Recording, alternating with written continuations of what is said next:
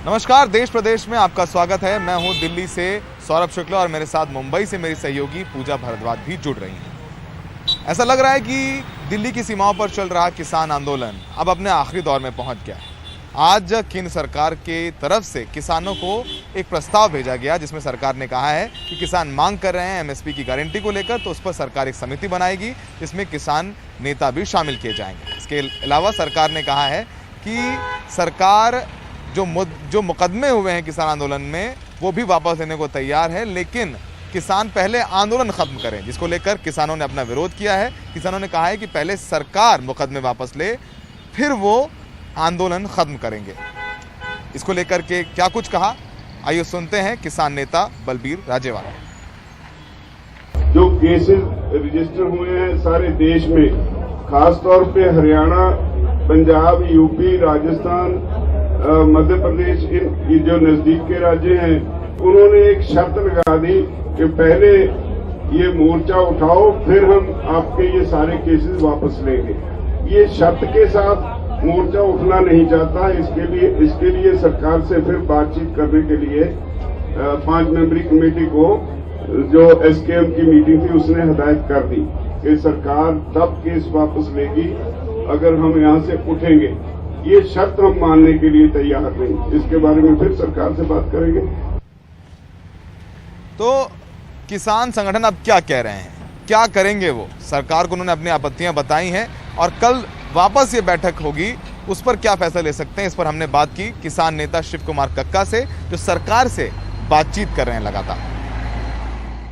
कक्का साहब, 5 प्रस्ताव मिले आपको। पहला कि सरकार कमेटी बना रही जिसमें आप सदस्य होंगे, राज्य और केंद्र सरकार के लोग होंगे, मुआवजा देगी सरकार। सरकार ने यह भी कहा है कि पहले आप आंदोलन वापस लीजिए, फिर केस वापस होंगे। किन बिंदुओं पर आपको समस्या है, प्रस्ताव के बारे में बताइए। विषय ये है कि सरकार ये कह रही है कि पहले आंदोलन वापस लें, तब हम केस वापसी का आदेश करेंगे। इस पर हमारे लोगों की सहमति नहीं बन पा रही है। ये नंबर 1। नंबर 2, जो एमएसपी को कमेटी बनेगी, वो कमेटी में अन्य संगठन भी रहेंगे, एसकेएम भी उसमें रहेगा। तो वो लोग रह सकते हैं जो हमारे खिलाफ आंदोलन में खड़े थे। तो वो हम नहीं चाहते हैं कि एसकेएम के ही लोगों के लिए जो है वो एमएसपी की, जो संयुक्त किसान मोर्चा के सदस्य हैं वही रहें, बाकी दूसरे किसान संगठन ना हो। और तीसरा बिंदु क्या है? तीसरा यह है कि पराली को लेकर धारा 14 और 15 को वो कह रहे हैं कि हम किसान को क्राइम में नहीं लेंगे, ये क्राइम है, पर उसमें सिविल मामला है, जुर्माना वो लगा सकते हैं।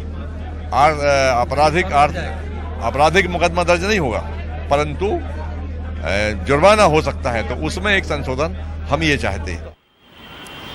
बढ़ते आगे, गोरखपुर में सरकारी खाद कारखाने के उद्घाटन कार्यक्रम में पीएम मोदी ने समाजवादी पार्टी पर निशाना साधते हुए कहा कि ये जो पार्टी है वो आतंकवादियों की हिमायती है।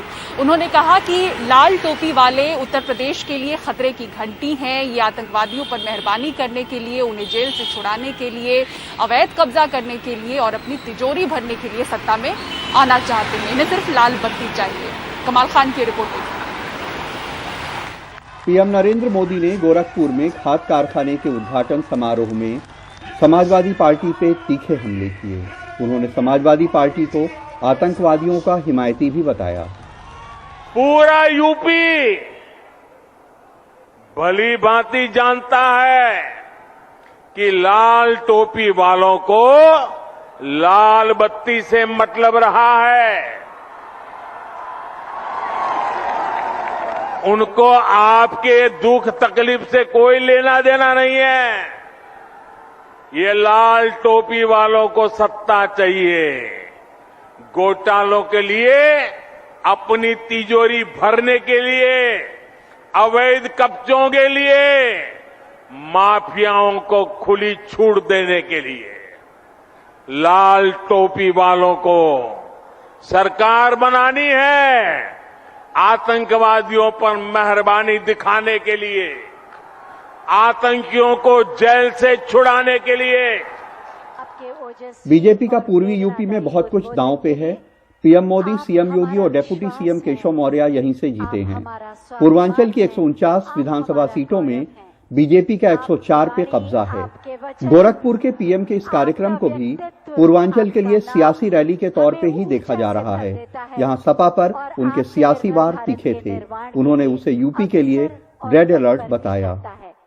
इसलिए याद रखिए, लाल टोपी वाले यूपी के लिए रेड अलर्ट है, रेड अलर्ट, यानी खतरे की घंटी है। मोदी के रेड अलर्ट जुमले पे समाजवादी पार्टी के अध्यक्ष अखिलेश यादव ने ट्वीट कर बीजेपी पे हमला किया।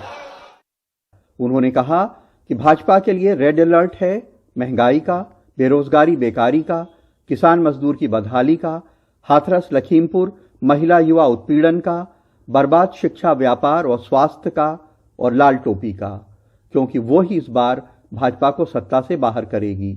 लाल का इनकलाब होगा, 22 में बदलाव होगा। और पार्टी के प्रवक्ता अनुराग भदौरिया ने लाल रंग की अहमियत बताने को बयान जारी किया। लखीमपुर खीरी में किसानों को रौंदा गया था, उसका भी खून लाल था। मनीष गुप्ता गोरखपुर में पुलिस वाले ने पीट पीट के मार डाला, उनका भी खून लाल था। विवेक तिवारी जिसको पुलिस ने गोली मार के लखनऊ में हत्या कर दी, उसका भी खून लाल था। और शिक्षक भर्तियों को जिसको दौड़ा दौड़ा के पुलिस वाले मार रहे थे, उनका भी खून लाल था। चुनाव से पहले पीएम मोदी के यूपी में सरकारी दौरे भी अचानक बढ़ गए हैं। 16 नवंबर से आज तक वो 7 जिलों में 7 कार्यक्रमों में शामिल हो चुके हैं। 16 नवंबर को सुल्तानपुर में पूर्वांचल एक्सप्रेसवे का उद्घाटन, 19 नवंबर को महोबा में विकास कार्यों का शिलान्यास उद्घाटन, 19 नवंबर को झांसी में विकास कार्यों का शिलान्यास उद्घाटन, 20-21 नवंबर को लखनऊ में डीजीपी आईजीपी कॉन्फ्रेंस, 25 नवंबर को जेवर एयरपोर्ट का शिलान्यास और अब 7 दिसंबर को गोरखपुर में विकास कार्यक्रमों का उद्घाटन। सियासत के जानकार कहते हैं कि अखिलेश यादव की रैलियों में उमड़ती भीड़ ने भी बीजेपी की चिंताएं बढ़ाई हैं। ऐसे में जाहिर है कि उनके निशाने पे वही हैं। पहले की सरकारों ने अपराधियों को संरक्षण देकर यूपी का नाम बदनाम कर दिया था। आज माफिया जेल में है और निवेशक दिल खोलकर यूपी में निवेश कर रहे हैं। यही डबल इंजन का डबल विकास है। यूपी में चुनाव सिर पे हैं। बीजेपी का सीधा मुकाबला समाजवादी पार्टी से है। ऐसे में चुनाव तक लगता है कि ये तेवर ये वार और तीखे होते रहेंगे। लखनऊ में कैमरामैन विनीत कुमार वर्मा के साथ कमाल खान, एनडीटीवी इंडिया। कर्नाटक में कई रेसिडेंशियल स्कूल कोविड क्लस्टर के रूप में सामने आ रहे हैं। इसके अलावा कुछ मेडिकल और नर्सिंग कॉलेजों में भी कोविड के मामले सामने आए हैं। इन मामलों के सामने आने के बाद अभिभावक परेशान हैं, क्योंकि कर्नाटक में अब तक ओमिक्रॉन वायरस के 2 केस भी सामने आ चुके हैं। हमारे सहयोगी निहाल किदवई की ये रिपोर्ट। चिकमंगलुरु का विद्यालय, इस परिसर में 103 लोग कोविड से संक्रमित पाए गए हैं, जिनमें 93 छात्र हैं। ओमिक्रॉन संक्रमण के बाद राज्य का यह पहला बड़ा कोविड क्लस्टर है। हालांकि इससे पहले और भी कई स्कूल कॉलेजेस कोविड क्लस्टर बन चुके हैं। इस बीच ओमिक्रॉन के 2 मामले कर्नाटक में मिले तो छात्रों के माता पिता तय नहीं कर पा रहे कि अपने बच्चों को स्कूल भेजें या नहीं। मेरे 2 छोटे बच्चे हैं, दोनों बच्चों को स्कूल भेजने में मुझे बहुत डर लग रहा है, क्योंकि जिस तरह से हम सुन रहे हैं कि कोरोना का नया वेरिएंट निकल गया है, तो हम कर्नाटका में रहते हैं। कर्नाटका में काफी केसेस आ रहे हैं। स्कूलों में हम लोगों ने 2-3 स्कूलों में हमें पता चला कि फलानी स्कूल में इतने बच्चे पॉजिटिव हो गए, फलानी में इतने पॉजिटिव हो गए। तो मैं तो सिर्फ इतना निवेदन करूंगी सरकार से कि इस पे जल्द से जल्द कोई कड़ा फैसला ले, या तो वैक्सीनेशन निकाले बच्चों का, या फिर वापस से स्कूल कॉलेज बंद करके ऑनलाइन स्टार्ट कर दे। पिछले 1 हफ्ते से कोविड के मामले यहां लगातार बढ़ रहे हैं। इस पर राज्य के स्वास्थ्य मंत्री ने भी चिंता जताई है। सरकार अब राज्य में आरटीपीसीआर टेस्ट 40,000 प्रतिदिन से बढ़ाकर 1 लाख करने जा रही है। राज्य की आधी आबादी को ही वैक्सीन की दोनों डोज लगी है, यानी तकरीबन 3 करोड़ 20 लाख लोगों को। ऐसे में दबाव शिक्षा मंत्री पर भी है। 1ली से 12वीं तक के क्लास खुले हैं। अभिभावक चिंतित है, हम भी चिंतित हैं। ऐसा नहीं है कि हमें चिंता नहीं है, लेकिन बच्चों में पॉजिटिविटी रेट काफी कम है। स्कूल को लेकर सरकार काफी दबाव में है। अगर कुछ और कोविड क्लस्टर्स स्कूलों में मिले तो ऐसी सूरत में सरकार को स्कूल खुले रखने के अपने फैसले पर दोबारा विचार करना होगा, क्योंकि ओमिक्रॉन संक्रमण के इस दौर में अभिभावक और जोखिम उठाना नहीं चाहते। बेंगलुरु से कैमरामैन गोविंद मूर्ति के साथ निहाल खिदवई, एनडीटीवी इंडिया। और ओमिक्रॉन के खतरे को देखते हुए अब जाकर कई बुजुर्ग टीकाकरण केंद्रों पर अपनी पहली या फिर दूसरी डोज ले रहे हैं, जबकि अप्रैल महीने से ही 45 साल से ऊपर के लोगों का टीकाकरण शुरू हो चुका था। महाराष्ट्र का आंकड़ा कहता है कि 45 साल से ऊपर के 15% लोगों ने अभी तक पहली डोज नहीं ली है और 44% लोगों की दूसरी खुराक बाकी है। ओमिक्रॉन के खतरे के बीच महाराष्ट्र के टीकाकरण केंद्रों पर कई बुजुर्ग कोविड वैक्सीन की पहली या फिर छूट गई दूसरी डोज अब लेने पहुंच रहे हैं। एक ट्रैवल का भी प्रॉब्लम है, प्लस काम जो मार्केट में जाना है, घूमना फिरना है, बस में इसमें तकलीफ है, ट्रेन में तकलीफ है। मेरे को तो ये लगा कि कोरोना नाम का कोई चीज है ही नहीं है, इसके लिए नहीं ले रहा था। काम नहीं हो रहा है कहीं, जहाँ जाओ बोलते कोरोना का वैक्सीन लगा है क्या, तब जाने मिलेगा, नहीं तो नहीं मिलेगा। ये तो मजबूरी है, ले रहे हैं। मुझे डॉक्टर ने कहा था टीका थोड़ी लेट लेना। बाकी का नहीं प्रॉब्लम। हम भी और लोगों को भी प्रोत्साहित करेंगे और उनको भी बताएंगे कि ये अच्छी चीज है, इसमें कोई घबराने की बात नहीं है। बीते 6 दिनों में 45 साल से ऊपर के 5,55,424 लोगों ने वैक्सीन की पहली डोज ली है और 8,70,116 लोगों ने दूसरी डोज ली है। महाराष्ट्र में वैक्सीन के लिए योग्य 9 करोड़ 14 लाख लोग हैं।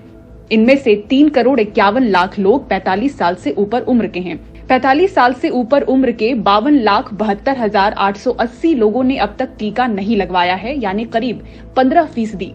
तो वहीं 44% की दूसरी खुराक अब भी बाकी है। स्वास्थ्य विभाग के आंकड़ों के अनुसार 18 वर्ष से अधिक उम्र वाले महाराष्ट्र में कम से कम 1 करोड़ 55 लाख लोगों ने पहली खुराक नहीं ली है। मुंबई से पूजा भारद्वाज, एनडीटीवी इंडिया। वक्त है देश प्रदेश में एक छोटे से ब्रेक का। ब्रेक के बाद आपको दिखाएंगे कि राजस्थान में कैसा चल रहा है विकी कौशल और कटरीना कैफ की शादी से पहले का संगीत। ब्रेक के बाद देश प्रदेश में एक बार फिर से आपका स्वागत है। बात करते हैं राजस्थान में हो रही विकी कौशल और कटरीना कैफ की शादी की। लगातार मेहमानों का यहां पहुंचना जारी है और कैसी है आज की संगीत की शाम, दिखाते हैं आपको इस रिपोर्ट।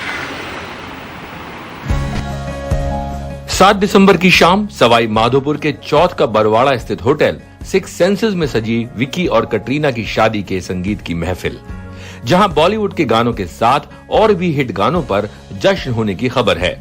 6 दिसंबर की शाम कटरीना और विकी अपने परिवार के साथ होटल 6 सेंसेस पहुंच गए।